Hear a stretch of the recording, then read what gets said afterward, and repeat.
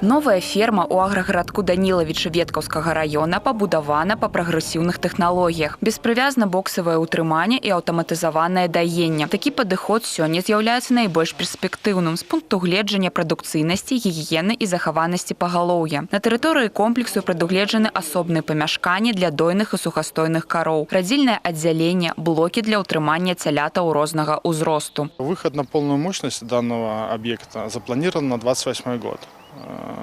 Проектная мощность, значит, это 1000 дойного стада, плюс 1910 голов, это полный шлейф животных, которые будут находиться на этом объекте.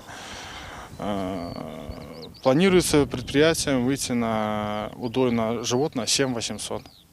То бишь в сутки, если 1000 дойного стада, с таким удоем это порядка 22-25 тонн молока ежедневно будет реализовываться с данной фермы. Адкрыццё аб'екта прымеркавалі да 40-годдзя аварыі на Чарнобыльскай АЭС. І гэта не выпадкова. Землі Веткаўскага района ў свой час пацярпелі ад радыяцыйнага ўздзеяння, а сёння тут развіваецца сучасная вытворчасць. Новы аб'ект створыць каля 50 працоўных месцаў. Для спецыялістаў ужо будуюць жыллё. Данный объект, реализация своей продукции позволит увеличить заработную плату наших людей, который позволит, конечно же, достойный уровень жизни поддерживать. Мы рады не только населению Данилович, но и других работников, желающих работать на нашем объекте, которые позволит, я еще раз хочу подчеркнуть, наверное, реализовать все эти поставленные задачи перед нашим предприятием, ну и также перед Веткаўскім районом. У аграфірме плануецца будаўніцтва зернесушыльнага комплексу з лініяй перапрацоўкі зерня і рапсу. Праект рэалізуюць уже сёлета. Владислава Галабокіна, Уладзіслаў Казлоў, тэлерадыёкампанія «Гомель».